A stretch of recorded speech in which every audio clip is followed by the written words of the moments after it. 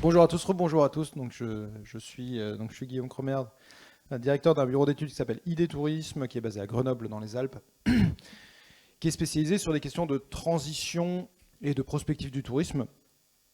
À l'origine, très engagé sur les questions de tourisme durable, transition du tourisme, et avec un attrait, comme je vous l'ai montré ce matin, sur la question de la prospective aussi, et d'essayer d'anticiper certains sujets, dont certains sujets techno, avec des valeurs, et toujours c'était un peu mon ADN, c'est comment on peut placer ces valeurs-là aussi sur les questions technologiques.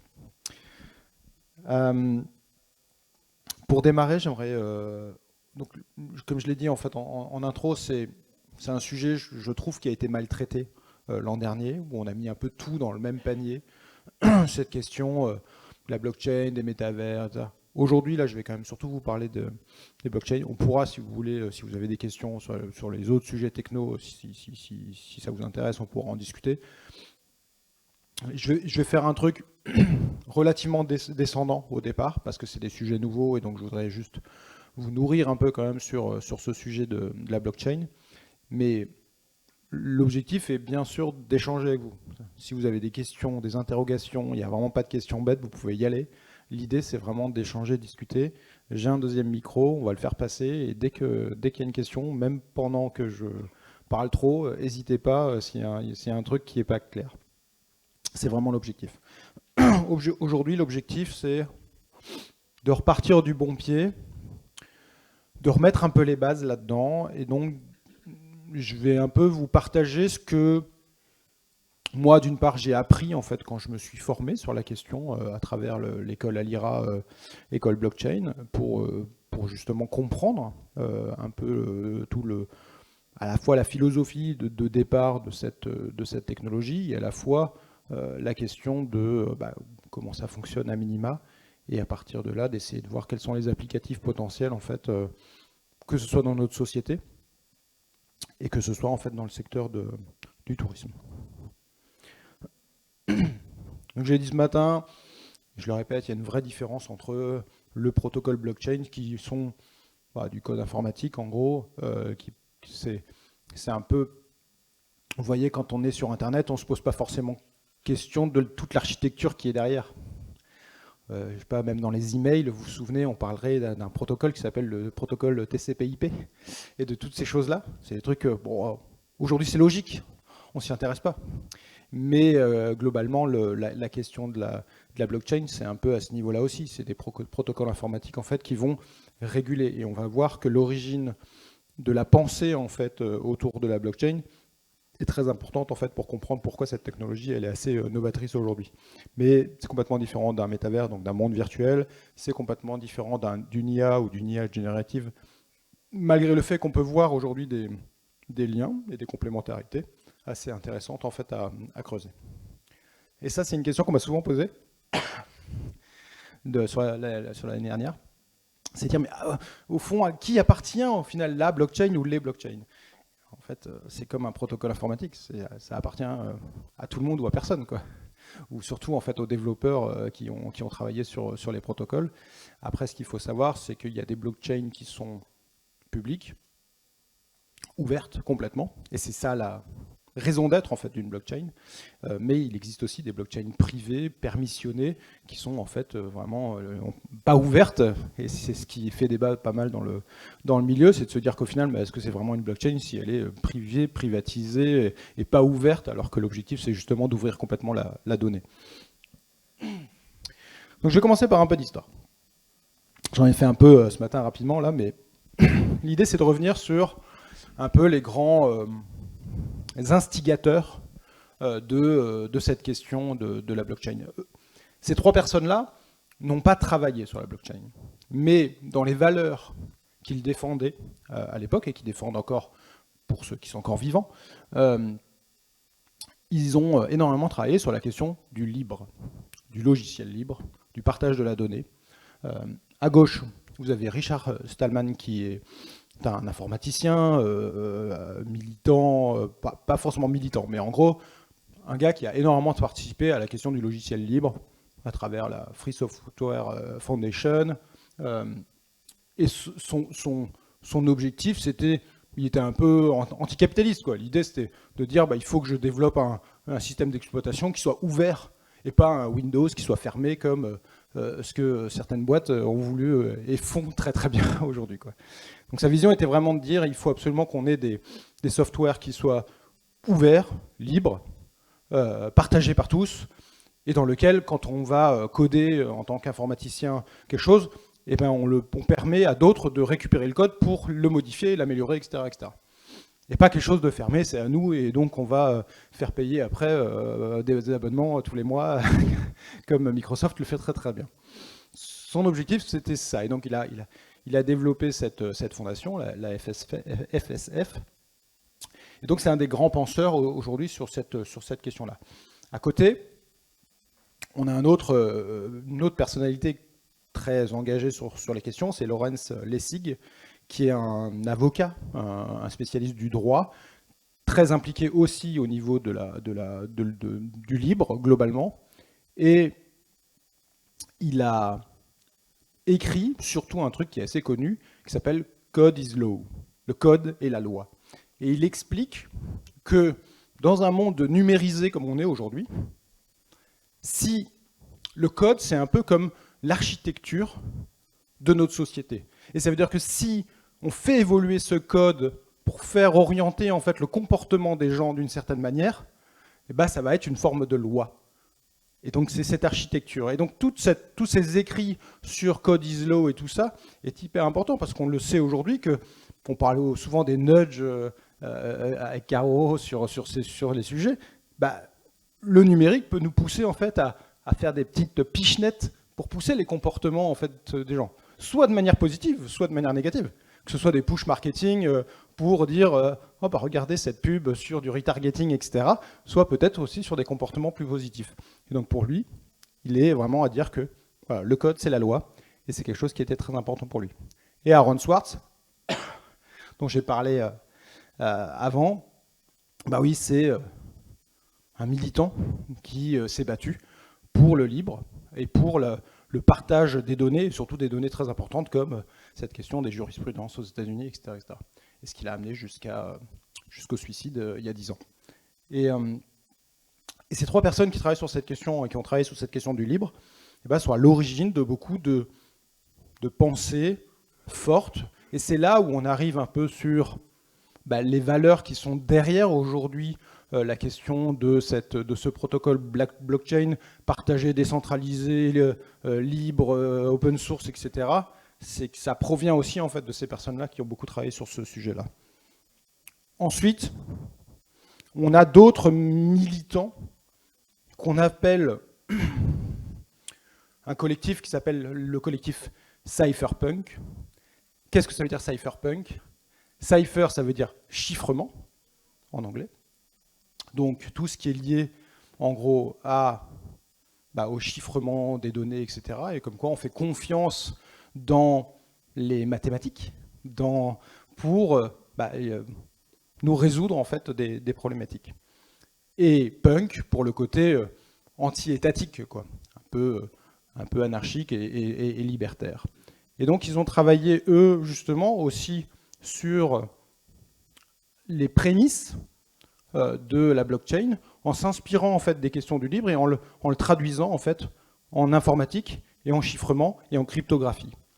Et tout leur travail de ces personnes-là, je vous invite à lire ils ont fait des manifestes assez intéressants à lire aujourd'hui sur le crypto-anarchisme, etc. Mais comment en fait la cryptographie, donc le chiffrement, peut être utile derrière pour la question de l'anonymat ou du pseudonymat sur Internet, etc. Et aujourd'hui, c'est quelque chose qui est quand même très important et qui est à l'origine de la blockchain. À côté de ça, je le disais, dans notre société, que ce soit en France, que ce soit dans d'autres pays, et surtout même dans d'autres pays, il y a une défiance de plus en plus forte en fait envers les banques et les banques centrales par rapport au fait que ils vont émettre plein de monnaie et donc pour essayer de contrebalancer la question de l'inflation, etc., etc. Donc on se pose un peu la question, nous on est complètement dépendants de ça aujourd'hui et on n'a pas la mainmise au final sur la monnaie, notre argent, tout simplement, et aussi envers les États. On le voit, et on va le voir sur un graphique, qu'il y a de plus en plus de défiance individuelle envers la politique. Est-ce qu'on a encore confiance aujourd'hui, en fait, envers la politique? Ça, c'est un document qui est assez intéressant, c'est la question de la valeur du dollar. En gros, en 1913, la réserve fédérale américaine a été créée. En gros, $1, ça valait $1. Aujourd'hui, enfin, en 2013, et je peux vous dire qu'aujourd'hui c'est encore moindre, bah, ce même dollar valait en 2013 $0,05. Donc il y a une vraie dévaluation de la monnaie fiduciaire, comme on appelle ça. Monnaie fiduciaire, c'est les monnaies classiques, hein, le dollar, l'euro, etc. Et on le voit aujourd'hui avec l'inflation qu'on a aussi chez nous en Europe, on a beau gagner à peu près le même salaire ou un tout petit peu plus, ça devient un peu plus galère à la fin du mois, quoi. Et la question, c'est aussi lié à une notion économique qui est une notion liée à la rareté. Ça veut dire que, en gros, quand une banque centrale va continuer à émettre un max de monnaie dans la société pour essayer de contrebalancer en fait des choses, bah, il n'y a pas vraiment de rareté en fait de la monnaie et donc de la valeur qui est intrinsèque derrière. Et ce qui est intéressant par rapport à je viens doucement sur la question du Bitcoin par exemple. Le Bitcoin et la réflexion cryptographique qui est derrière fait qu'il n'y aura que 21 millions de Bitcoin qui seront émis sur la blockchain Bitcoin. En fait, c'est calé comme ça. Il n'y en aura pas plus. Et donc aujourd'hui, on sait que dans les années, je ne sais plus en quelle année ce sera, mais il y aura plus d'émissions en fait de Bitcoin. Donc il y aura une vraie rareté par rapport à ça. C'est pour ça qu'on parle d'or numérique en fait pour cette question-là. Une des grosses crises qu'il y a eu ces dernières années, c'est 2008, avec ce très bon film qui reprend en fait les éléments de cette crise de 2008. Et c'est à partir de 2008 où on a vu l'émergence au final du Bitcoin, qui est apparu en 2009, pour essayer justement de se dire comment on va utiliser la blockchain tout au début. Et le premier usage officiel, c'était de se dire on va attaquer la monnaie et le problématique en fait de la monnaie générale et de l'économie. Et donc on va créer en fait une crypto-monnaie qui s'appelle le Bitcoin pour justement essayer de montrer qu'il y a un pas de côté potentiel à faire par rapport aux banques centrales sur une économie décentralisée, ouverte, où chacun pourrait utiliser en fait ses actifs pour acheter, pour recevoir, pour transactionner en fait avec soit un individu, envoyer de l'argent à l'autre bout de la planète, sans passer par un intermédiaire. Et c'est tout l'intérêt et l'ADN en fait de la blockchain, plutôt que de passer par une banque, un Western Union, etc., etc. Et la défiance envers la politique aussi est très très forte, que ce soit chez nous en France, que ce soit dans d'autres pays. On a de plus en plus, ou de moins en moins confiance en fait en l'État, et surtout dans le rôle de l'État par rapport à la question aussi d'Internet, de l'accompagnement de l'État pour accompagner les acteurs sur Internet, et par rapport à tout ce qu'on voudrait de positif par rapport à Internet. Ça, c'est ce que je ressors un peu du cours de Alira. 4 réalités numériques impliquant le triptyque État, société civile et multinationale. On est dans une émergence d'une société de consommation numérique. Le numérique est partout dans notre société. On a l'apparition d'une société numérique et même d'une identité numérique individuelle. Vous avez le truc de la Poste, là, où vous avez votre identité numérique individuelle pour essayer de vous loguer en disant « oui, voilà mon numéro de sécu, etc. » Et vous avez dû utiliser votre passeport pour vous reconnaître et tout, pour faire en fait le pendant entre vous dans la vie réelle et vous, qui est vraiment vous, dans le numérique. Et donc il y a vraiment en fait cette question-là aujourd'hui de qui est vraiment l'individu quand il va acheter des choses ou se loguer sur les sites de l'État, de l'URSSAF, etc. etc. Et il y a une forme de contestation aujourd'hui de l'hégémonie politique de l'État par des grands groupes privés, bien sûr les Google, bien sûr les Facebook, où Facebook à un moment disait « ah, je vais faire ma monnaie », etc. Il y a une forme de d'essayer de dire bah, on n'a plus besoin de l'État, on va faire autrement. Mais par des groupes privés, et pas par les individus connectés tous ensemble, quoi. Et la puissance publique, elle aurait dû accompagner le développement de l'industrie d'Internet avec notre protection individuelle, la promotion des meilleures pratiques, ça veut dire former aussi les individus par rapport à Internet, comment on fait mieux, comment on accompagne mieux les acteurs, la formation des futurs professionnels, l'information des citoyens, une législation complètement adaptée, un renouvellement numérique de la démocratie. Et on voit que tout ça, en fait, l'État a toujours du retard par rapport à tout ce qui se fait. Airbnb joue toujours avec les règles, parce que les règles, elles ont du mal à être appliquées, quoi.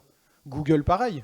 Et on voit bien aussi le poids économique que ces grands acteurs vont mettre pour faire du plaidoyer à l'Europe, etc., pour essayer de calmer les décisions de loi et faire en sorte qu'ils aient toujours un peu d'avance pour pouvoir jouer avec les règles et forcément gagner un peu plus d'argent. Mais en tout cas, l'État est en retard, en fait, les États, globalement. Et on a une perte de confiance envers l'État. On voit ce qui s'est passé, je sais pas moi, à l'époque où on téléchargeait des films sur Internet, quoi. Et on recevait après une lettre d'Adopi, en mode qu'est-ce que vous avez fait, on va vous couper Internet. Est-ce qu'on était vraiment en fait dans la protection des individus, dans la promotion des meilleures pratiques, etc. Non, on était à essayer de régler des situations de cette manière-là. Et peut-être qu'il y avait une autre voie qui était justement en fait tout ce qui se prépare. Au-delà de ça, vous connaissez ces individus qui sont des lanceurs d'alerte, qui aujourd'hui, eux, ils essayent de montrer les limites du système, mais comme avait fait Aaron Swartz sur finalement un petit niveau pour divulguer en fait certaines infos et les mettre en open source, ces trois personnes essayaient aussi justement de pousser et d'informer en fait les gens par rapport à des choses qui étaient cachées par les États. Et au final, ces gens sont poursuivis et ne sont pas aidés et protégés, alors que justement, l'enjeu était peut-être plutôt d'aller dans ce sens-là. Et c'est pour ça que je dis que face au contrôle et à la surveillance, cette technologie de la blockchain, c'est pas de pouvoir centralisé par une institution privée ou publique, et donc pas de coupure du réseau ou de restriction de son accès, parce que, en gros, la blockchain, c'est un réseau de serveurs partout sur la planète, ce qu'on appelle les nœuds, et en fait, l'information, elle est dupliquée partout sur l'ensemble de ces nœuds, de ces serveurs, en fait, qui sont gérés par des individus ou des structures. Et donc, on n'a pas un truc centralisé où vos données, elles sont juste dans ce bloc de serveurs, et si ça crame, comme ça a été le cas à l'époque avec OVH à Strasbourg. Pas de censure partielle ou totale du contenu stocké ou échangé, pas de surveillance ou de contrôle des individus et de leurs données personnelles. Parce qu'encore une fois, c'est la base de l'ADN en fait, de la blockchain. C'est que voilà, on ne va pas utiliser cette donnée et vous êtes, en tant qu'individu, c'est vous qui contrôlez en fait ce que vous voulez faire en fait de vos données et de les partager ou non en fait à certains individus. Et donc le grand mot, c'est en fait la blockchain, c'est la liberté, tout simplement, parce que on va pouvoir répondre à cette philosophie de vie très très forte. Donc ça je l'ai dit, il faut que ça revienne. Est-ce qu'on peut faire donc si on ne peut pas faire confiance aux grandes banques ou aux banques centrales, si on ne peut pas faire confiance aux États, en qui on peut faire confiance? Est-ce qu'on peut faire confiance aux grandes entreprises? On sait très bien que les grandes entreprises, comment elles génèrent aujourd'hui du profit, c'est grâce à nos données. Et donc, on le voit bien, comment les GAFA génèrent des milliards, la pub, publicité 98,5% chez Facebook, c'est le pourcentage du chiffre d'affaires de ces sociétés, 83% chez Google Alphabet. Apple c'est différent parce qu'eux ils ont du matos et ils font un peu moins d'argent sur la donnée, et Amazon commercialement c'est 50% en fait du truc. Et les millions dépensés par les GAFAM à Bruxelles, c'est montrer le budget qu'ils utilisent pour faire du plaidoyer, pour faire en sorte que les lois évoluent pas trop vite par rapport en fait à leur business model. Mais leur modèle et notre société aujourd'hui sont basés en fait sur la question de la donnée et de la donnée personnelle et de la vente en fait de données personnelles. C'est-à-dire que c'est compliqué aujourd'hui de se dire, et en fait on est un peu, souvent quand je discute avec des acteurs, et même des acteurs du tourisme, même des acteurs qui font du contenu en fait, ils disent, oui mais on n'a pas le choix parce que la société est comme ça quoi. Et moi ma question c'est, est-ce qu'on peut pas justement essayer de se battre comme les personnes qu'on a vues avant pour essayer de faire ce pas de côté, de se dire est-ce qu'il n'y a pas une autre solution? Parce que si on continue juste de cette manière-là, on va toujours en fait juste alimenter les ogres que sont ces grosses bestioles qui vont, enfin, elles ne vont pas être vertueuses. Enfin, faut pas arrêter de se leurrer, quoi. Donc à un moment donné, il faut essayer de trouver en fait une autre voie par rapport à ce système actuel, quoi. Bref, la blockchain, c'est quoi? Je vais boire un peu d'eau parce que c'est toujours compliqué.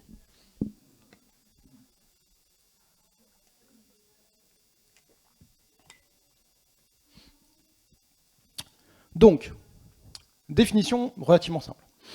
C'est des lignes de code informatique qui permettent de faire fonctionner et de sécuriser une forme de registre distribué sur l'ensemble des nœuds d'un réseau, donc des serveurs en fait un peu partout.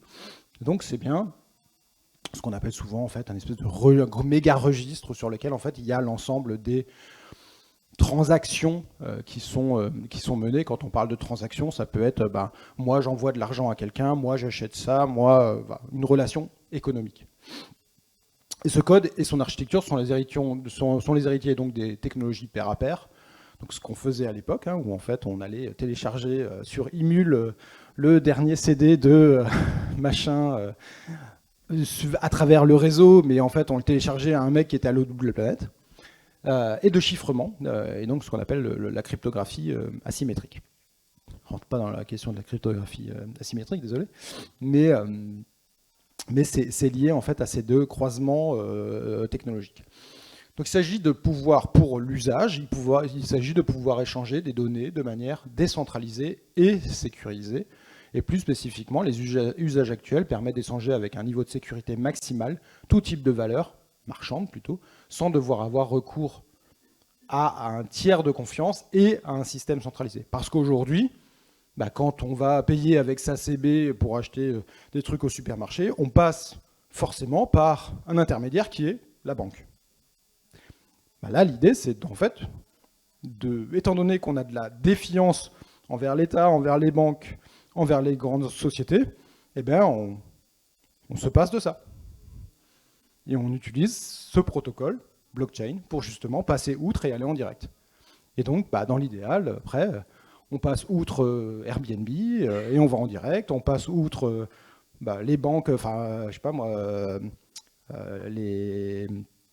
comment ça s'appelle les transferts de monnaie internationaux et on y va en direct. C'est toutes les problématiques qu'on a aujourd'hui dans certains pays où si tu n'as pas Western Union ou qui va te prendre un max de fric, tu vas en direct et tu vas juste envoyer de ton portefeuille numérique à son portefeuille numérique directement en fait des sous.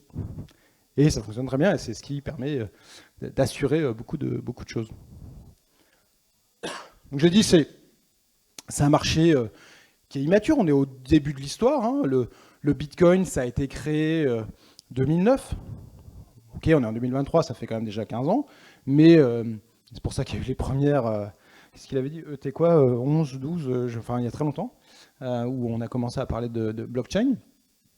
Mais oui, il y a forcément des choses qui sont immatures là-dedans. Il y a un aspect spéculatif qui est principalement retenu. Quand on parle aujourd'hui des crypto-actifs, des crypto-monnaies, on se dit, ah bah oui, ok, c'est pour spéculer. Parce que oui, le marché, il a fait comme ça, le Bitcoin est monté à 60 000 $ à un moment donné, maintenant il est redescendu à 25 000 ou 28 000, je ne sais plus. Mais oui, il y a forcément des gens qui sont là en se disant, il y a moyen de faire du fric, quoi. Mais ce qui m'intéresse moi derrière, c'est la philosophie de départ et c'est comment la techno peut avoir un usage en fait très fort. Il y a une apathie politique empêchant de saisir des enjeux géopolitiques en disant c'est pas bien.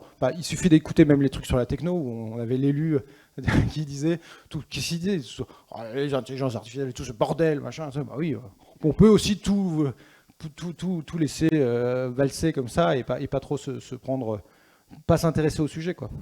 Paresse et réticence au changement face à une technologie énigmatique. Voilà, c'est exactement ce sujet-là, quoi. Et voilà, à cause d'une confusion sémantique, ça avance plus que ça. Une blockchain, c'est quoi? Une blockchain, c'est ça. C'est une chaîne de blocs. Au sein de chaque bloc, vous avez une transaction. Vous avez plusieurs transactions dans une chaîne dans un bloc, vous avez plusieurs transactions. Et voilà un peu comment ça se passe. Donc là, c'est comme si, en gros, j'envoyais j'ai envoyé 0,01 Bitcoin, ce qui est déjà beaucoup, à quelqu'un d'entre vous. Donc je veux effectuer une transaction vers B. Donc il y a plusieurs transactions qui sont mises en attente et qui vont être intégrées en fait dans un bloc dans lequel il y aura plein de transactions. Ensuite, tout ce bloc, il est validé par l'ensemble des nœuds du réseau, donc l'ensemble des serveurs qui tournent sur la planète en fonction des participants en fait, à cette blockchain, avec des techniques cryptographiques qui permettent en fait, de valider les nœuds du réseau. Et ensuite, le bloc, il est daté, il est ajouté à la chaîne de blocs, et il devient immuable, c'est-à-dire qu'on n'a plus le droit d'y toucher. Et donc tout ça, c'est gravé dans le marbre, et c'est transparent, et vous pouvez aller vérifier ensuite sur des sites internet pour vérifier en fait ce registre, qu'est-ce qu'il y a dedans, l'ensemble des transactions, qui a envoyé à qui, sur des adresses cryptographiques, et c'est un peu comme des RIB, ça veut dire que voilà, moi j'ai une adresse cryptographique pour mon espèce de RIB personnel de crypto-monnaie, par exemple de Bitcoin. Et donc, tout ça va être inscrit en fait dans la blockchain. Et à partir du fait que c'est daté et ajouté à la chaîne de blocs, l'autre va recevoir les sous que je lui ai envoyés. Et ça, c'est pour un truc lié à de la monnaie. Mais au final, après, on peut inventer plein de choses. Parce qu'au départ, la blockchain, c'était le Bitcoin, c'était pour de la monnaie. Et après, il y a eu plein d'autres blockchains qui se sont créées sur des applications différentes, dont Ethereum, qui est la deuxième plus grande blockchain, sur laquelle l'objectif, c'est de créer des applications décentralisées et de ce qu'on appelle des smart contracts, qui sont un peu en fait des petits logiciels informatiques qui permettent d'automatiser des choses. Et c'est là où on commence à voir apparaître des NFT, donc des tokens non fongibles, comme on va le voir après avec des applicatifs aussi dans le tourisme. Donc, quelle traduction potentielle pour nous? Donc, j'ai dit, c'est un secteur une technologie en fait qui démarre, avec néanmoins une market value 5 milliards en 2021, avec des projections de certains experts jusqu'à 1230 milliards en 2030, ce qui est énormissime en termes de développement, avec des boîtes principales, etc. Et nous, ce qui nous intéresse, c'est en gros les applications potentielles, et surtout en fait les end users, qui en gros c'est quoi le secteur d'activité à la fin en fait sur lequel on va travailler. Et nous, dans le travel, ça va nous intéresser, dans la question du transport, ça va nous intéresser, dans la question des médias et de l'entertainment, potentiellement ça nous intéresse, dans la question de la gouvernance, ça peut nous intéresser aussi par rapport aux prises de décision qu'on prend en fait dans les organisations, parce que ça aussi il y a une application potentielle. Et après ça peut être soit, il y a des gros enjeux aujourd'hui sur l'identité digitale, parce qu'aujourd'hui, on a identité digitale dit forcément données précieuses, qu'on ne veut pas tout partager par rapport à tout ce qu'on est, pour pas, que quelqu'un nous prenne notre identité digitale demain. Et donc c'est là, aujourd'hui, on a juste le truc de la poste, mais bon, si demain la poste se fait hacker, ce qui est possible au final, ils vont récupérer limite l'ensemble des données individuelles en fait, de chacun de nous. Donc quelqu'un pourrait récupérer ça, le revendre sur le marché noir en ligne, et après que quelqu'un se fasse passer pour nous sur Internet. C'est quelque chose qui est complètement possible. Alors que si c'est bloqué dans la blockchain, et que vous maîtrisez vos propres données individuelles, c'est pas possible. Et c'est ça l'intérêt. Tout ce qui est lié au paiement, tout ce qui est lié aux exchanges, donc tout ce qui est aux plateformes d'échange en fait, de monnaie. La supply chain, c'est quelque chose de très important, et smart contract, donc ce que j'ai dit, c'est en fait un mini logiciel informatique qui permet d'automatiser des choses en fait sur la blockchain.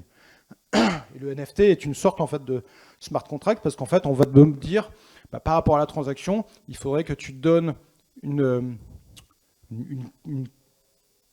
clé d'un support physique ou virtuel. C'est pour ça que vous pouvez acheter aujourd'hui des NFT sur les jeux en ligne, par exemple, en disant je vais acheter un habit pour mon personnage sur ce jeu vidéo, qui sera en NFT. Vous êtes propriétaire unique en fait de ce support. Mais on pourrait très bien se dire, et c'est ce qui se fait aujourd'hui, c'est que si tu possèdes ça, tu as une traduction dans le monde réel. Et ça va nous intéresser normalement dans le tourisme, parce que le tourisme, c'est du réel. Donc ça, je l'ai mis. Par application, aujourd'hui, on est quand même sur énormément la question de paiement. C'est quelque chose qui bouge énormément sur la question de l'utilisation de la blockchain, avec aussi ce déploiement très très fort maintenant en fait, des smart contracts, donc ces petits logiciels informatiques. Et le end use, donc avec le travel qui est en bleu à gauche, en haut à gauche. Et sinon, la question des médias, de l'entertainment qui va nous intéresser énormément. Aujourd'hui, on est quand même sur beaucoup la question des services financiers et de ce qu'on appelle dans le jargon de la blockchain la DeFi, la finance décentralisée. C'est-à-dire on n'est pas sur de la finance centralisée classique comme on fait habituellement avec nos banques ou avec les banques centrales, mais on cherche à décentraliser en fait à partir de la blockchain la finance et de pouvoir être en pair à pair par rapport à d'autres individus ou entreprises. Est-ce que déjà là-dessus vous avez des questions, des remarques, des trucs qui ne sont pas clairs? J'ai un micro. C'est important pour le captage vidéo. N'hésitez pas.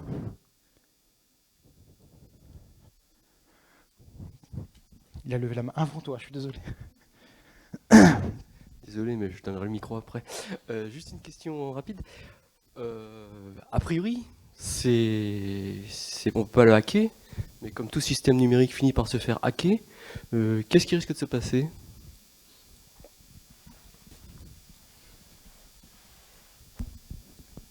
Si ça se fait hacker, qu'est-ce qui se passe? Forcément, ce qui est compliqué, parce que, par exemple, la blockchain Bitcoin qui a été créée en fait en 2009, elle a été attaquée énormément depuis sa création, mais elle n'a jamais été hackée, on n'a jamais réussi en fait à la hacker. Parce que justement, elle a été construite pour se renforcer dès qu'il y a une tentative de hack. Et c'est ça qui est assez intéressant en fait dans la forme de gouvernance de ces blockchains, c'est qu'en fait, dès qu'il y a une attaque, il y a une capacité en fait de résilience de la blockchain pour pouvoir en fait rebondir, se renforcer, etc., etc. Et c'est ce qui est assez intéressant. Mais bien sûr que s'il y a des risques de hack, c'est qu'en gros, c'est lié surtout à des problématiques humaines qu'on va avoir derrière, qui vont faire que, je sais pas, les gens vont récupérer soit la thune qui était bloquée, ou de pouvoir modifier, ou tenter de modifier des blocs de transactions en amont, parce qu'ils ont réussi en fait à hacker le truc, pour pouvoir après modifier certains chiffres en disant finalement la transaction c'était pas 0,01, c'est plutôt 25 Ether, quoi, ou 25 Bitcoin. Moi j'avais juste une question là, sur ta slide de juste avant, tu as parlé de gouvernance, tu l'as juste dit en exemple, mais j'arrive pas à me projeter sur la... Oh non, ouais, ici, voilà. Là, sur la fin, les enjeux de gouvernance, je vois pas à quoi ça pourrait ressembler. Voilà, c'est juste... Il y a des gros sujets en ce moment en matière de gouvernance sur la question du vote. De se dire qu'aujourd'hui, on a un problème de défiance, encore une fois, par rapport aux politiques, et donc pas mal de gens vont arrêter de voter. Et donc il y a deux choses en matière de gouvernance. Et d'une part, on peut imaginer que les modèles de gouvernance se transforment à travers ce qu'on appelle, nous, dans le jargon Web3 blockchain, une DAO, une organisation autonome décentralisée, qui veut dire que c'est un peu aujourd'hui comme une coopérative. Hein. Vous avez, il y a une personne, une voix, une action, une voix. Une personne, une voix. Simplement, on va utiliser des systèmes de vote et des systèmes de décision basés sur la cryptographie et dans la blockchain pour qu'en gros, tout ça soit automatisé en se disant, si quelqu'un veut prendre plus de pouvoir, il se fait sortir, il saute, etc. Et on pourrait très bien aujourd'hui avoir un système où pour chaque décision d'une collectivité, d'une organisation, on base tout ça avec une participation en fait des acteurs. Et là, toutes les questions qu'on a sur les quorums, dans les assemblées générales, etc., tout ça, tu l'automatises en fait grâce à des smart contracts, à de l'automatisation informatique, pour te dire, voilà, si on atteint tant de participants, c'est bon, on valide. À partir de là, s'il y a une personne qui veut voter 3 fois, on le vire. Et en fait, il y a des règles, quoi, les règles que tu poses en fait dans le code. Et donc, on pourrait avoir une applicative très forte. Et c'est ce que nous, à travers le collectif qu'on est en train de développer, qui s'appelle Dether, c'est de devenir justement un exemple de ça. Et donc d'être demain une DAO, donc une organisation autonome décentralisée, ça veut dire, en gros, pour venir dans l'organisation, on dira, il faut que tu possèdes tel token, acheté pas cher sur une blockchain. Et une fois que tu es détenteur de ce token, tu peux participer en fait au vote, etc., etc. Ou aux décisions, ou machin. Et donc on veut montrer par l'exemple comment ça fonctionne pour qu'après on puisse dire, mais ça on pourrait peut-être demain avoir un office de tourisme sous forme DAO peut-être assez original, et de se dire que voilà, on peut essayer d'amener ces sujets-là aussi à l'intérieur. Mais il y a pas mal d'applicatifs assez intéressants. Et je vais vous montrer après, il y a un exemple dans le tourisme qui est assez chouette. D'autres questions ?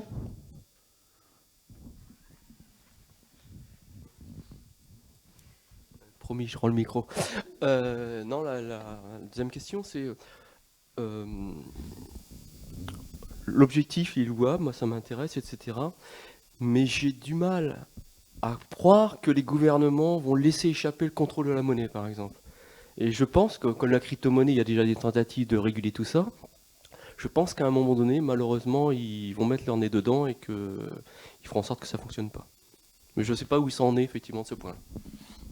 C'est des batailles à Bruxelles aujourd'hui, en tout cas au niveau de l'Europe. Il y a des vraies batailles sur certains sujets, parce que oui, il y a une volonté en gros de faire des sortes de monnaies numériques européennes, par exemple, ou chinoises, ou etc. Mais en fait, que la Banque centrale fasse un peu la même chose qu'ils font aujourd'hui sur la monnaie fiduciaire, mais sur une crypto.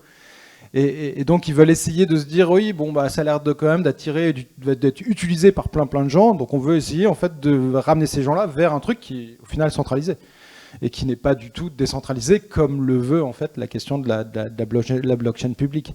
Et c'est là où il faut être très attentif en tant qu'individu et citoyen, en se disant, voilà, est-ce qu'en fait on fait confiance au final en l'Europe ou en l'État pour nous mettre en place ça sur les valeurs qui nous renforcent notre confiance envers eux, ou est-ce qu'en fait on se dit que c'est mort et qu'il faut vraiment en fait qu'on aille creuser ce sujet-là et donc d'aller dans ce sens-là. Mais c'est clair qu'il y aura une bataille à un moment donné, une bataille de la confiance, de la défiance, des médias pour justement montrer. Et c'est là où en ce moment on a beaucoup aussi de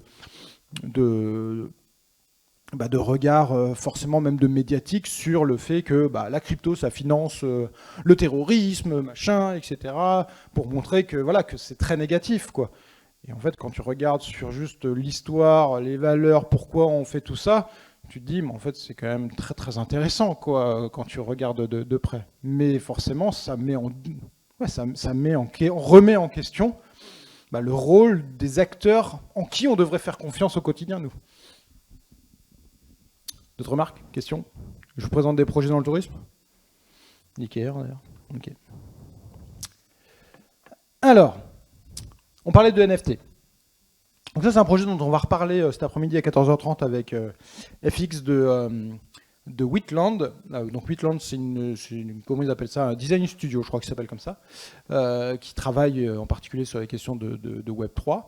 Et donc, ils ont accompagné l'Office de tourisme de Dunkerque dans le cadre en fait d'un secteur d'activité qui est le kitesurf, parce qu'il y avait un événement majeur qui allait avoir lieu à Dunkerque, qui est championnat du monde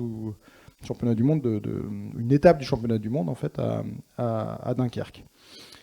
Et l'idée, c'était de dire, mais comment on va toucher des individus qui sont passionnés par ce sujet du kite, mais qui ne sont pas sur les réseaux classiques, quoi. Et donc, comment on va pouvoir essayer de toucher aussi un enjeu assez novateur comme les NFT pour toucher ces gens-là et leur offrir une expérience unique grâce à l'acquisition en fait d'un NFT. Donc, ils ont lancé avec un artiste local une série de NFT. Donc NFT, Non-Fungible Token, donc en gros c'est un token non fongible unique. Donc chaque token a un titre de propriété numérique unique. Et donc vous êtes le seul détenteur de ce truc, c'est pas juste un JPEG que vous allez faire copier-coller, c'est un truc que vous allez acheter en ligne qui va arriver dans votre portefeuille numérique en ligne. Et le fait de détenir en fait ce NFT spécifique va vous ouvrir des droits pour faire une expérience unique en local pendant cet événement de la Coupe du Monde de kite à Dunkerque. Et donc c'était une première expérience avec des niveaux de NFT. Donc là, le NFT légendaire, machin, le NFT vert, il y avait plusieurs NFT qui ont été lancés, et avec à chaque fois plusieurs versions, plusieurs noms, enfin un nombre précis en fait de NFT qui ont été édités, qu'on appelle mintés en fait sur la blockchain. Et donc après les individus pouvaient l'acheter en ligne, et ça crée après une activité spécifique sympa. Et là, on peut ouvrir le champ des possibles en termes de, à la fois commercialisation d'offres, fidélisation, parce que l'intérêt à un moment donné, c'est qu'on va réunir l'ensemble des détenteurs de ces NFT, parce qu'on sait que c'est des gens qui sont à la fois sensibles à tous ces sujets et sensibles à la thématique en fait, du kite, et de pouvoir converser avec ce public-là pour les emmener après sur d'autres produits, sur d'autres sujets, et pour commencer à avoir un programme de fidélisation très très fort avec une communauté très impactée en fait sur un sujet précis. Et donc hier, on discutait avec l'un des responsables de l'UCPA qui gérait en fait les activités sportives. Et quand on lui parlait de ça, il disait « moi, ça m'intéresse énormément pour aller creuser comment je vais créer cette conversation entre cette communauté d'adhésion de personnes qui pratiquent tel ou tel sport et qui ont une forme d'appétence par rapport au Web3, en particulier la jeune génération. » Dans le même modèle, on a un truc dont j'avais parlé sur un article e-tourisme, qui a un projet roumain qui s'appelle Stramosi. Et sur le même modèle, donc, ils ont lancé aussi des NFT, qui, pareil, si vous êtes détenteur de tel ou tel NFT, donc le NFT, c'est ce qu'ils ont fait là avec les artistes par rapport à une identité roumaine, historique et tout. Et en gros, si vous êtes détenteur de ce NFT, ça va créer une offre touristique sur le territoire. Et ce qui est assez intéressant, c'est que, au-delà de juste travailler sur cette question-là, l'ADN de départ de Stramosi, c'était de dire, en fait, nous, on est un collectif de gens qui vivent, qui sont des Roumains, on est passionnés par notre pays, on trouve que c'est limite que le gouvernement fait mal son travail. Donc c'est comme s'ils étaient à dire, à tout France, ils font quand même pas grand-chose, ils le font pas bien.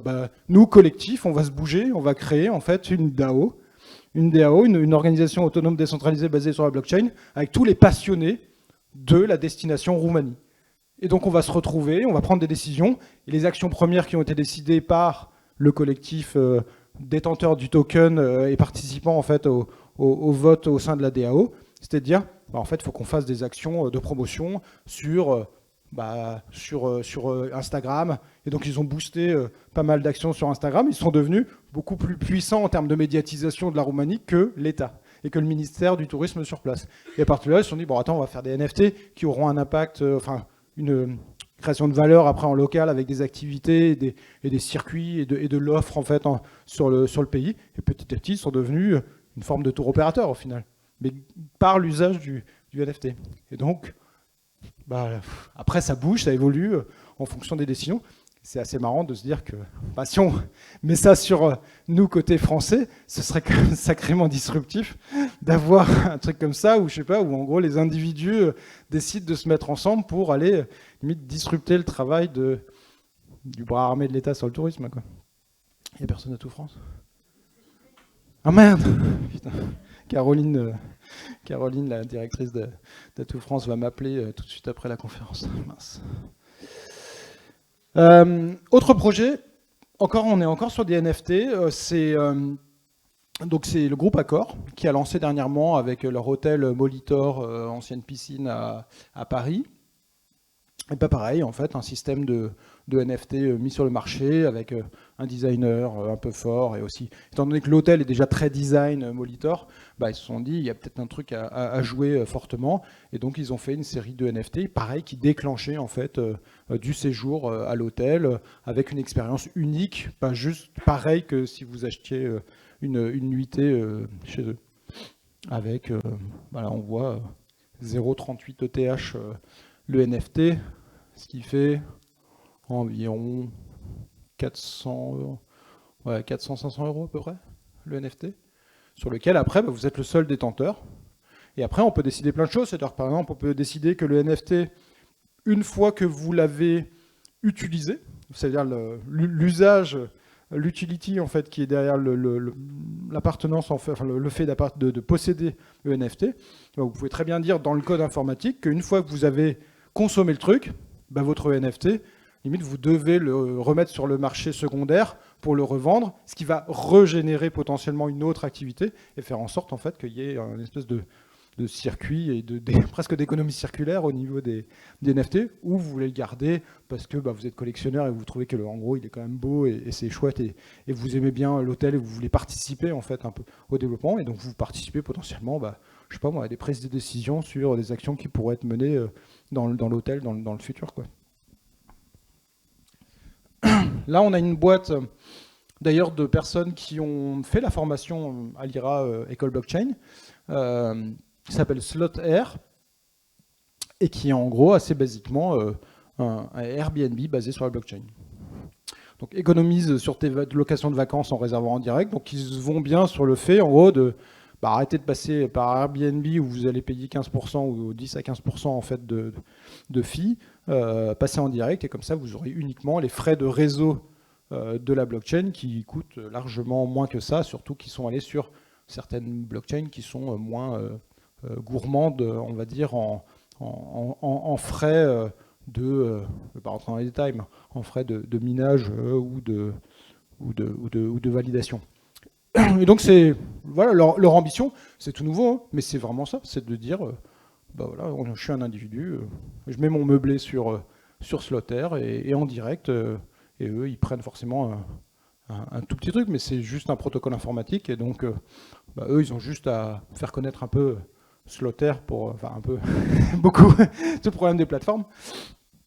Mais leur idée est d'aller dans ce sens-là et avec des petites spécificités, c'est justement que quand vous allez en tant qu'individu réserver chez un hébergement, vous allez réserver un NFT qui va déclencher quelque chose et ça veut dire que si par exemple vous avez un problème de dernière minute et que vous ne pouvez pas aller, vous ne pouvez pas faire votre voyage, bah, logiquement, quand vous êtes sur Airbnb, bah, vous annulez et vous perdez soit 50%, soit la totalité en fait, de ce que vous avez mis. Bah, chez eux, vous allez juste revendre sur le marché secondaire en fait, votre NFT qui pourrait être utilisé par quelqu'un d'autre qui est disponible en fait, à ces dates-là. Et donc, bah, on perd. Enfin, en tout cas, la plateforme se rémunère pas aussi par rapport au no-show, quoi.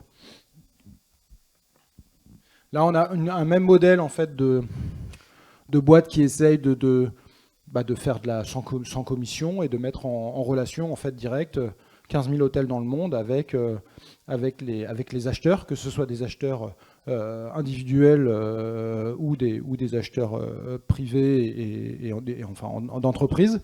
Et à partir de là, c'est d'essayer d'avoir ça, en gros, un software open source pour mettre en relation les hôtels et les acteurs de l'industrie du tourisme sur une blockchain décentralisée. Donc c'est le modèle juste de sortir, on a Expedia, bon ben on va faire un Expedia sans blockchain, quoi. C'est le modèle, c'est l'idée de ces outils. Et là on a d'autres outils qui est aussi pareil avec un travail autour aussi des NFT. Je connais un peu moins le projet, on en a parlé dernièrement là sur notre Discord d'Ether qui justement est souvent un réseau social, on va dire, qui est très utilisé par les acteurs du Web3 pour venir directement discuter avec les différents acteurs. Et c'est pareil en fait sur le développement de notre collectif. L'idée c'était d'utiliser aussi ça pour permettre aux gens d'apprendre à utiliser un peu l'ensemble de ces outils-là, de discussion, parce que c'est surtout en fait une forme de forum sur lesquels on va échanger et discuter. Et donc voilà, donc, je reviens juste sur les trucs. Donc à partir de là, on comprend bien que blockchain et métavers c'est différent, blockchain et IA c'est différent, et à qui appartient la blockchain, c'est à nous, enfin à nous individuellement, si derrière on veut bien prendre le temps d'apprendre et de comprendre en fait ces sujets-là qui sont forcément assez complexes, mais néanmoins où il y a beaucoup d'intérêt si on creuse un peu le sujet. Ouais, je t'en prie. Alors ma petite question, c'est au final, quelle est la plus-value de la blockchain sur une application de type échange comme SlotR là, par exemple, parce qu'on pourrait tout à fait faire la même chose, c'est-à-dire avoir les mêmes valeurs derrière, sans passer par la blockchain comme comment dire, comme faire Airbnb, comme contrat. Comme Ouais. faire Airbnb par exemple, exemple. qui avait cette volonté. Oui, on pourrait. L'avantage après de la blockchain est lié surtout quand même à ta question à la fois du fait que tu as une forme de protection de la donnée, que tu as une forme de partage plus simple aussi par rapport à cette question. Là, je vais avoir un NFT, je vais pouvoir le vendre assez facilement en fait sur le marché secondaire. Et donc, tu as une forme de titre de propriété numérique qui correspond en fait à cet achat et à cette réalité en fait dans le monde réel.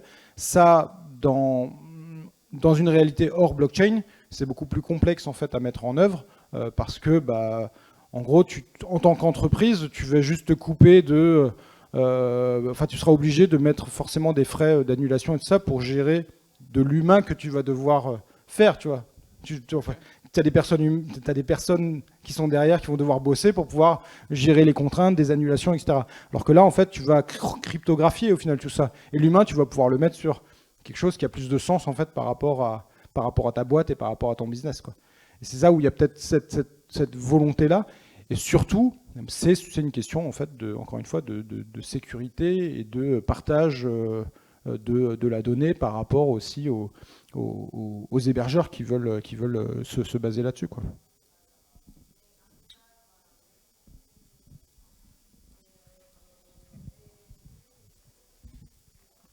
Salut Guillaume. Salut.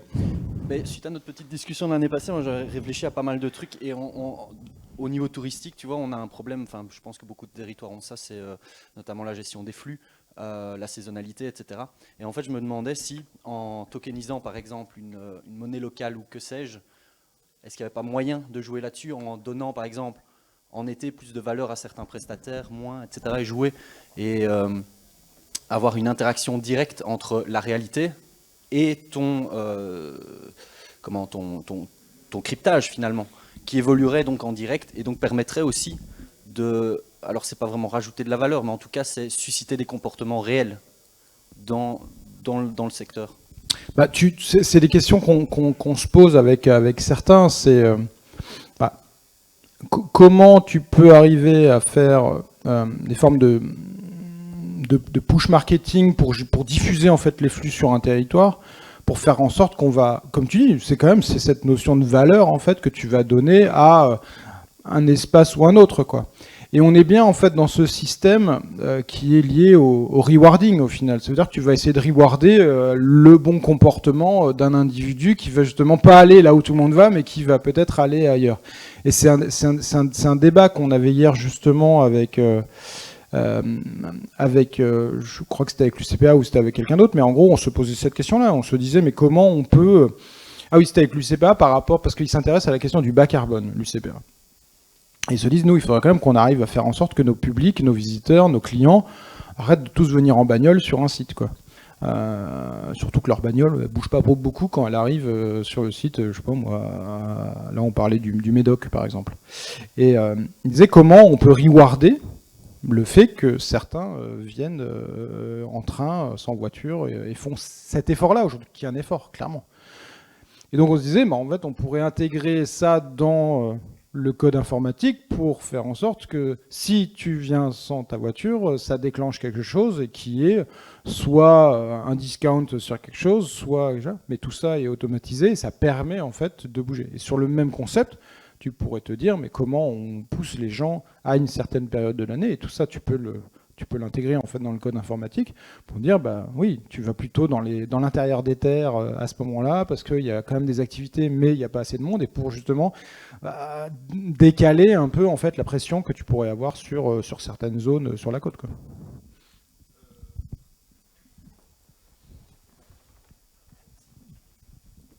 Du coup, peut-être qu'un des applicatifs, ça pourrait être comment dire, si tu as un nombre de tokens défini pour tel ou tel type d'activité sur ta saison, en fait, bah, tu gères tes quotas. Tu gères des quotas et tu peux créer limite de la spéculation sur l'activité et du coup générer des revenus peut-être plus... Déjà fluidifier Bien sûr. Et suivre, parce que tu sais très bien quand le truc a été utilisé ou pas, quoi, et s'il en reste. Mais après, il faut quand même qu'il y ait une structure mise en place pour qu'en fait, cette économie de vente de tickets, en fait, des tokens, soit la seule utilisable pour... Oui, bien sûr. Oui, c'est ce qu'on a aujourd'hui dans... par exemple, on a ce sujet-là aussi sur la question du ticketing, quoi. En gros, de la billetterie en fait dans les événements, où on se dit aujourd'hui, bah, tu vas avoir des mecs qui vont dire ah, bah, moi je vais en acheter tout plein et après je vais les revendre sur le marché noir ou en ligne beaucoup plus cher parce que je sais que c'est un gros événement et tout. Et ce qui est pas très positif au final pour l'événement, parce que peut-être que même le truc, les gens vont pas assister, il y aura des trous, je sais pas moi, sur les JO ou les trucs. Et là, tu vas maîtriser complètement en te disant que chaque ticket c'est un NFT, qu'un individu n'a pas le droit d'en acheter plus de X, etc., etc., et que tu sais comment ils circulent au final ces billets. Parce qu'aujourd'hui, bah, les billets que tu achètes pour aller dans un stade, bah, tu peux la revendre assez facilement, quoi. Et ça, on commence à l'avoir. Et donc, tu pourrais appliquer en fait la même réflexion sur la question des quotas. Je sais que là, on travaille sur des sujets dans certaines destinations françaises où on a des problématiques de surfréquentation sur certaines îles. Et donc, là, il y a une forme de maîtrise que tu pourrais avoir à travers ça. Mais comme tu dis, il faudrait qu'on ait globalement quand même que ça. Ouais, il faut une volonté politique. Voilà. Il faut que tu te dises, en fait, pour accès à ça, bah, ta billetterie, c'est que du NFT, et qu'après, tu as tout le processus derrière qui est une logique de communauté, de passionnés de cette île, etc., et que tu les embarques après, en fait, dans une forme de participation, d'échange, de fidélisation, de discussion, en fait, autour même des enjeux écologiques de cette île pour essayer, en fait, de les impliquer sur le truc, quitte à les faire participer sur une forme de solidarité, tu vois, philanthropique et économique, tu vois. Et je voyais ça, la dernière fois, j'ai découvert ça il n'y a pas longtemps. Par exemple, les boulangeries Kaiser ont fait un truc comme ça. Ils ont fait un truc basé sur la blockchain où derrière, en fait, chaque individu pouvait participer à un projet philanthropique de solidarité locale autour de la boulangerie, etc. Donc ils ont essayé de se numériser, mais c'est une forme de transformation sur laquelle tu vas essayer d'embarquer ton visiteur, ton client, au-delà de simplement sa visite qu'il a fait pendant ce temps-là. Il faut l'emmener après sur des outils numériques qui permettent en fait de les faire participer au final à la vie. Et là, c'est un super outil de fidélisation pour faire en sorte que les gens continuent à participer presque en fait à la destination et reviennent après limite pour revoir tout ce qui s'est transformé parce que c'est vraiment leur espace de vie secondaire, quoi. Et c'est pas juste en fait je viens en one shot, etc. Et là il y a tout un enjeu de fidélisation qui peut être très intéressant par rapport en fait à ces outils-là, quoi. Le retour. Non, c'est pour le captage, il faut que tu prennes le micro. Toutes ces idées sont intéressantes, mais qu'est-ce qui est fait au niveau pédagogique pour amener les gens effectivement à dire bah tiens, je vais acheter un NFT, comment je fais?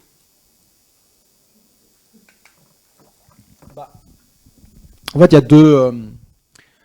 y a deux manières de le faire. Soit tu caches la techno.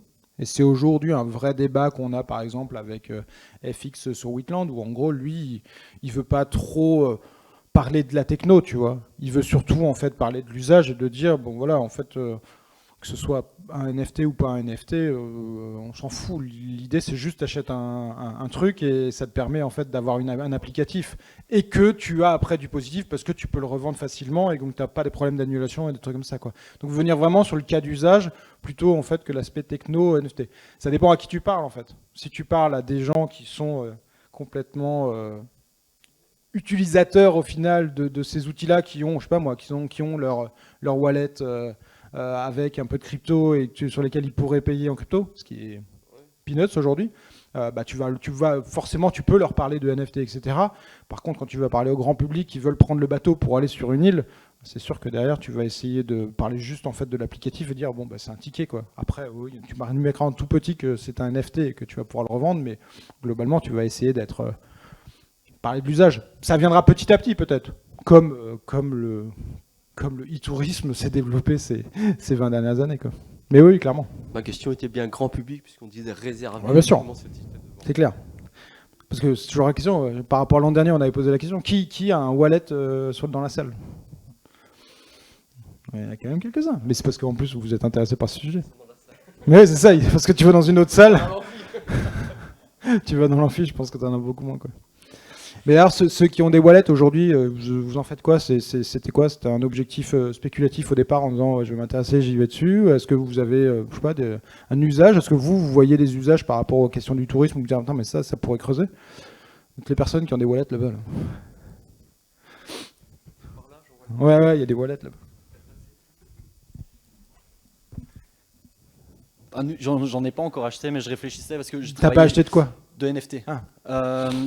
J'ai bossé 5 ans dans le milieu de la photographie et il y a un gros problème au niveau du milieu de la photo, c'est au niveau du... Une fois que le photographe a fait son image, qu'elle est vendue, revendue, etc. J'ai un ami comme ça qui pourrait être mon père. Enfin bref, il a commencé la photo dans les années 80. Aujourd'hui, ces images se négocient entre 10, 15, 20, 25 000 euros. À l'époque, il les a vendues 500 euros, enfin l'équivalent de 500 euros. Sur toutes les transactions, il a zéro bulle. Et donc je me dis là, sur un NFT, doublé d'un vrai tirage dans la vie réelle, je me dis, plutôt que de vendre le tirage, on vend le NFT. Et il y a une forme de justice parce qu'à chaque transaction pourrait être négocié un pourcentage que l'artiste original...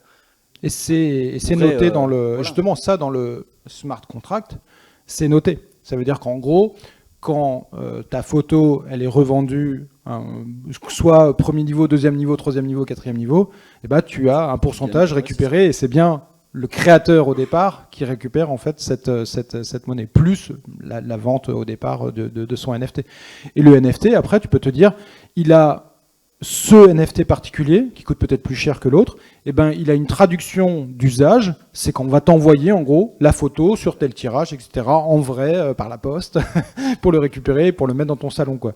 Et donc ça on l'a aujourd'hui, on a cette réalité aujourd'hui. Moi j'avais cette discussion avec un mec qui bossait dans le tourisme, ou qui bosse peut-être encore dans le tourisme, mais qui est aussi photographe à La Réunion, et il creusait cette question-là. Je sais pas où il en est aujourd'hui, il faudrait que je rééchange avec lui. Mais justement, c'était sa volonté, parce que pareil, il disait ça, le constat était clair. Dire, ouais, en gros, je vais vendre une fois ma photo, après je vais la retrouver n'importe où, mais j'ai plus rien, quoi. Donc en gros, le créateur, et c'est tout l'enjeu du Web3 aujourd'hui, c'est qu'en gros, ceux qui sont les créateurs récupèrent un peu plus que ce qu'ils ont, tout le travail qu'ils ont fait au départ, quoi. Parce qu'après, c'est les intermédiaires au final qui vont se gaver, et lui, pas grand-chose, quoi. Alors que les prix vont s'envoler potentiellement. Donc ouais, c'est clair. Mais justement, dans Dether, là, on essaye, c'est pas évident avec notre faible temps, mais l'idée, c'est d'avoir 2 moments d'échange en visio par mois, un plus inspirationnel où en gros on va faire intervenir une boîte qui travaille sur le sujet et qui va nous inspirer sur un sujet pour voir l'applicatif, et un autre temps par mois qui est plutôt pratico-pratique. En gros, comment je crée mon wallet, lequel choisir, pourquoi acheter un NFT, comment ça fonctionne, etc. Pour vraiment accompagner juste à pousser la porte en fait du Web3 et de comprendre un peu comment ça fonctionne de manière très concrète, éviter les scams qu'on peut trouver sur Internet par rapport à cette nouvelle tendance, et d'avancer petit à petit ensemble en fait sur les sujets et de découvrir ça, et après de construire potentiellement un peu comme ce qu'on a vu avec Stramosi en Roumanie, pourquoi je dis pas disrupter à toute France, mais imaginer peut-être en fait des choses assez intéressantes pour qu'on pourrait construire, développer et trouver des solutions avec les valeurs qui sont derrière.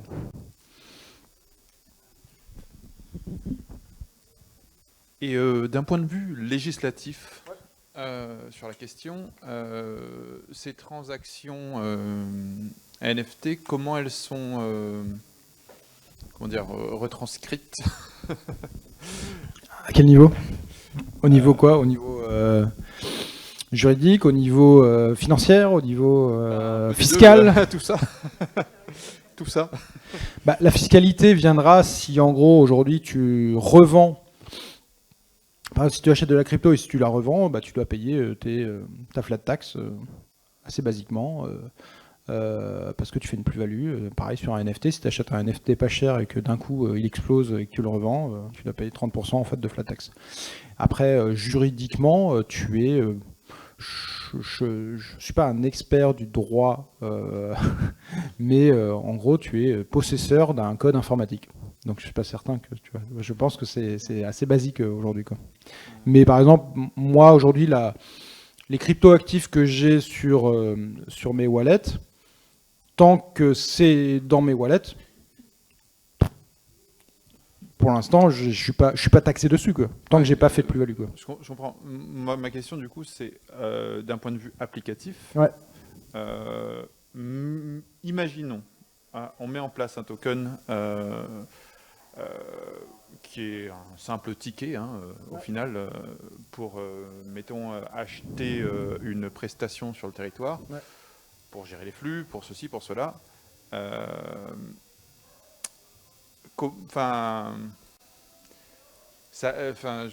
Au final, toi, tu vends le token à des utilisateurs. Voilà. Donc tu récupères des sous. Tu récupères des sous. Cet utilisateur va éventuellement faire une activité, Ouais. déclencher un reward. Mais du coup, cette transaction financière, quelque part,